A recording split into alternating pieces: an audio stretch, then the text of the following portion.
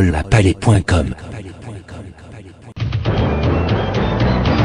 La capitale respire un tout petit peu après la décision énergique de la police nationale de mettre un peu plus d'ordre dans la circulation des véhicules, plus spécialement des taxis-motos, qui sont l'arme principale utilisée par les tueurs de tout acabit pour semer partout la mort, y compris et avec une insistance teintée de provocation, dans le camp même des policiers. Mais ce répit, pour combien de temps? Puisqu'en même temps, la crise politique vient de rebondir.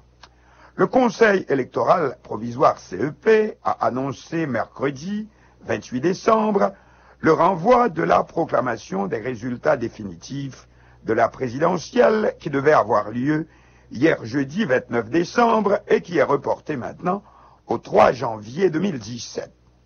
Le CEP paraît céder aux pressions des candidats contestant les résultats préliminaires et qui ont exigé une vérification de procès-verbaux au centre de tabulation des votes CTV, mais qui, mécontents de certaines conditions posées par les juges électoraux, sont partis en claquant la porte.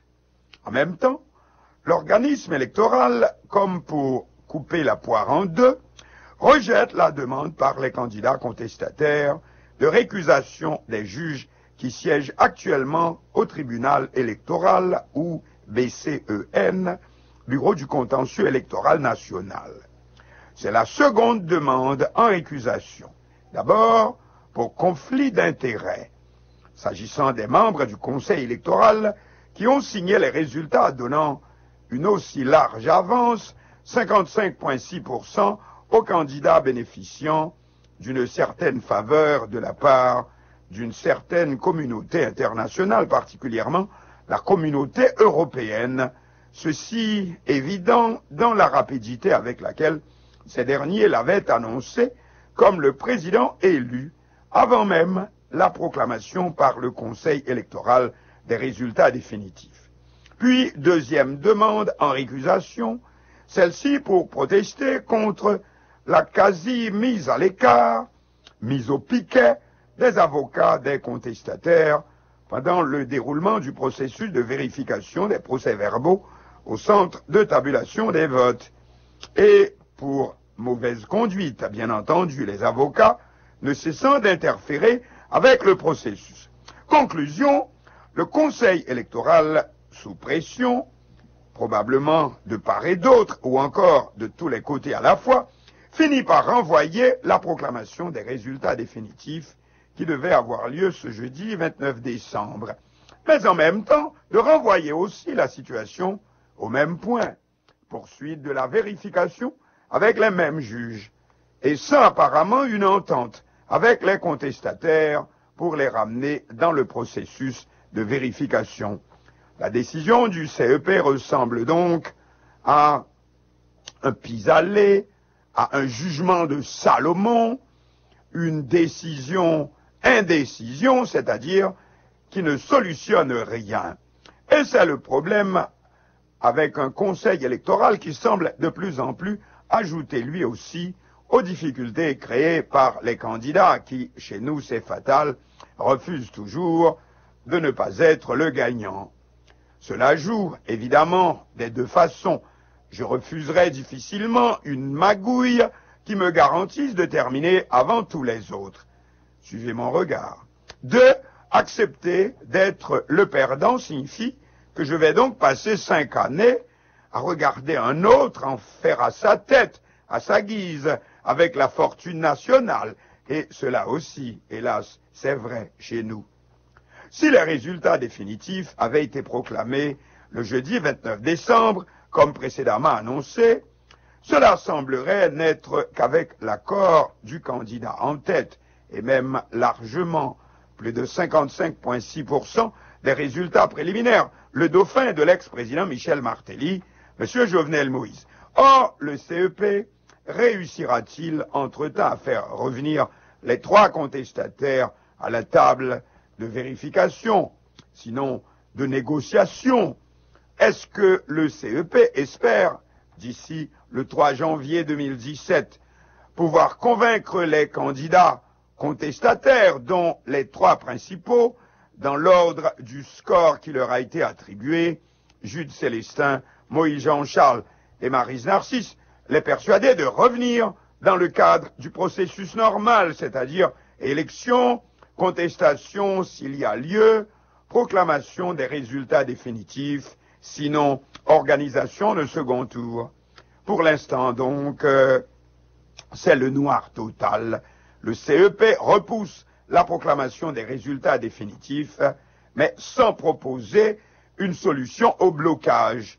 Alors pourquoi avoir renvoyé les résultats définitifs si c'est pour faire durer le suspense, notre angoisse, la douleur de toute une nation?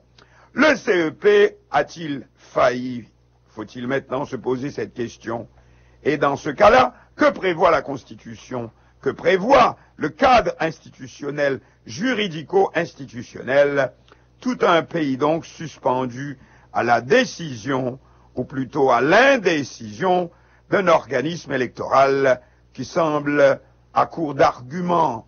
Dès lors que le CEP affiche ses faiblesses, peut-on espérer que tous les candidats, quels qu'ils soient, présumés gagnants ou présumés perdants, ne décident de tenter leur chance et jusqu'au bout? Tout un pays qui crève pour des élections démocratiques qui s'avèrent impossibles. Et c'est grave comme conclusion. Parce que, revenons aux petits efforts de la police nationale pour essayer de mieux contrôler l'insécurité. Pendant combien de temps cela peut-il tenir? Comme si en quelque sorte nous avions dépassé le point de non-retour et que désormais, plus que les taxis-motos, c'est l'insécurité elle-même qui se reproduit automatiquement. L'insécurité qui génère l'insécurité, la misère qui reproduit la misère, la crise, les catastrophes naturelles, toujours plus de catastrophes naturelles. Alors, quoi faire? Ne demandez pas, au risque que l'on vous réponde, les politiciens marrons, toujours d'autres politiciens marrons, et c'est tout à fait le cas, hélas. Au quotidien, c'est vendredi et c'est la revue de la semaine. Pour commencer avec la revue cette semaine, ce communiqué du CEP, le Conseil électoral provisoire, informant la population que les résultats définitifs du 2e tour des élections du 20 novembre ne seront pas communiqués le 29 décembre comme prévu, mais plutôt le 3 janvier. Il faut dire que cette information a été accueillie avec un certain ouf de soulagement venant de la population, prise en otage en quelque sorte par les groupes qui gagnent les rues et organisant des manifestations violentes qui se soldent par des vitres de véhicules brisés, par des caoutchoucs qui brûlent dans les divers quartiers, ce qui crée un état de panique chez la population. Aussi, c'est comme un soulagement. Au moins, nous pourrons avoir un 31 décembre dans la paix, même si il nous faudra recommencer à trembler dès le début de l'année 2017. Insécurité, Haïti libre, Pierre Espérance du NRDH reçoit des menaces de mort. Mercredi, Pierre Espérance, le directeur exécutif du Réseau national de défense des droits humains, le RNDDH, a reçu en son nom une enveloppe livrée par la poste au local du RNDDH contenant une lettre de menace accompagnée d'une balle. Dans cette lettre, il serait accusé notamment d'empêcher que les vrais résultats ne soient publiés.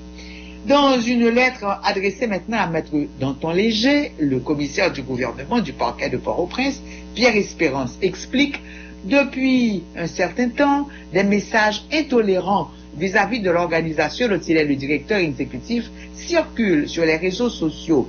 Ces messages n'ont d'ailleurs jamais été pris au sérieux par le RNDDH. Cependant, aujourd'hui, Pierre Espérance estime que son devoir est de vous informer que le 28 décembre 2016, une enveloppe timbrée Rivière, elle contient une balle et une lettre datée du décembre 2016, dans laquelle il est reproché au directeur exécutif du RNDDH d'empêcher que les vrais résultats ne soient publiés.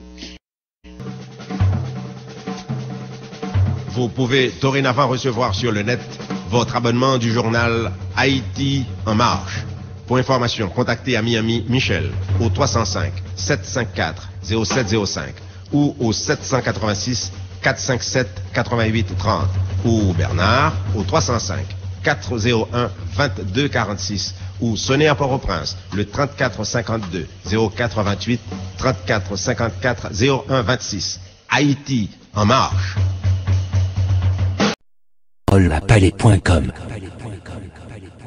Et tant que yon magistrat adjoint en après dans la commune Marigot qui rive lui-même tout boulé et c'est une cérémonie d'après magistrat Marigot yo pourquoi identifier exactement qui est sûr mais qui t'a probablement semblé une série partisans qui pas montré trop content après résultat et publication résultat qui t'a probablement metté un l'autre candidat qui était derrière dans première position sous un candidat dans circonscription ça et qui t'a la cause toute situation ça arrivé côté mairie candidat hein, vous voulez dire candidat magistrat. Alors c'est mairie qui boulé mais c'est pas résultat publication résultat au bail pour Marigoa il pas de rapport avec mairie non c'est pour députation. Okay. Mais maintenant, qu'on y a, d'après magistrat Marigoa, René Dano, les fait connaître, c'est ta partisan et quelques deux candidats qui étaient, par exemple, Denis Lérisson, PHTK, qui étaient devant, et qui viennent t'assembler passer et derrière, dans résultat conseil électoral provisoire, Baïla, et bon, 1h du matin, 2h, et bien, et probablement des partisans mécontents à mettre du feu non et mairie Marigoa qui boulait et il y a plusieurs autres cas qui dans le moment même n'a parlé là qui prend pile coup de roche. Bon et où sont les événements de Marc jusqu'à présent pas vraiment connaît pour qui ça pas pour qui ça mais ça dit certain et il y a nous gagnons tout, nous gagnons nous qui c'est Colodosley, Kaili tout, nous crasé Kaili net avec Roche. Donc, nous crasé tout Kaili tout. Faut dire que Marigot, son zone sensible, c'est souvent ça le fait. Donc, rien encore à signaler par l'autre côté? Oui, si nous sortons Marigot c'est dans le département sud-est, eh bien, gagnent tout dans le département centre côté partisans candidats pour sénateur, pour poste sénateur dans le département centre, c'est M. Wilfried Gélin, lui-même, partisan, ça a annoncé et la couleur. Après, conseil électoral provisoire, fin publié résultat pour plusieurs autres départements et eux même ils pas publié résultat pour département centre dans ça qui concerne candidat Wilfried Gélin parce que conseil électoral provisoire les mêmes les fait connaître investigation ils ont enquête administrative il a mené sous dossier candidat Wilfried Gélin et à cause de enquête administrative ça y a mené eh bien partisans yo levé fâché matin là côté yo même yo annoncé y a été mobilisé bien que yo dit c'est pacifiquement y a fait ça mais yo annoncé y a bloqué tout département centre là une façon pour ta exiger conseil électoral provisoire publier résultat pour candidat Wilfried Gélin ça c'est une porte-parole et puis consultant Wilfried Gélin c'est Jean-Ford Figaro qui a annoncé nouvelle là matin. Nous relais et non pas annoncé docteur Jean-Ford Figaro nous c'est un consultant et porte-parole dans la campagne sénateur élu et pour le cadre central et nous voulons parler de Oneg que Platoiré en pile, chouchouté en pile et que il était voté massivement pendant les 3 séances d'élection dans le plateau. Nous voulons parler du sénateur Wilfried Gélin. Eh bien, hier soir, avec un pile consternation, et tout cadre central là, que nous profitons saluer dans non sénateur Fridjolin, fait pour plateau central là, pour un peu bas plateau central là, eh bien, nous avons résultat qui t'a proclamé les deux candidats du PHTK comme vainqueurs, comme ça c'est démontré déjà dans le résultat itinéraire. Eh bien, hier soir, avec un pile saisissement, nous voyons que il y a un complot qui m'allait au plus haut niveau pour empêcher que centre pour empêcher que le département du centre là capable de compter avec les deux sénateurs. Et depuis hier soir, c'est le bas plateau central, c'est le haut plateau central ensemble qui mobilisait. Bon, et de toute façon, si CEP recevoir des informations pour investiguer son candidat, c'est tout à fait normal. Pratiquement, c'est ça que fait l'état important pour partisans yo bien comprendre, parce que si le Conseil électoral provisoire a déjà annoncé c'est une enquête administrative, ça pas veut dire que si yo t'a découvert que pas gain rien qui louche dans dossier candidat Wilfrid Djelin, il a publié résultat. C'est tout simplement une enquête administrative tant que Jean Conseil électoral provisoire mettez ça dé. Cependant, pile moun captain nous enquête tout concernant candidat Fednel Monchéry du PHTK, candidat au Sénat pour l'Ouest. Fednel Monchéry reste cependant dans les résultats définitifs communiqués hier soir par le Conseil électoral. Fednel Monchéry, PHTK, reste en tête pour les sénatoriales partielles de l'Ouest avec 21,74%, menant sur Pierre-Paul Patrice Dumont du RPH, 18,68%. Nous connaissons candidat Famila Valasla et Gérald Gilles manifesté en pile. En tout cas, Fednel Monchéry est gardé en tête. Voilà. Quoi d'autre à dire? Merci Robinson. Merci en pile Marcus. Bon, et nous avons également maintenant pour les législatives complémentaires au niveau du Sénat, qui donne donc pour résultat qu'on peut considérer comme définitif pour la grandance Guy Philippe de Consortium, élu sénateur avec 35,46%, sur Sorel Jacinthe de Unité Patriotique 29,64%. Au centre, c'est Willow Joseph du PHTK, élu avec 38,68%. Nord, Dieudonne Étienne Lumar, PHTK, 34,94% est élu. Naoun Marcellus, bouclier, battu avec 31,21%. Les municipales complémentaires, résultat définitif, ce n'est pas partout que c'est définitif, en tout cas, Côte de Fer Sud-Est, Francoeur d'Alexis de l'OPL, 44,34%, et suivi Alfred Aliès, PHTK, 31,57%. Lapalais.com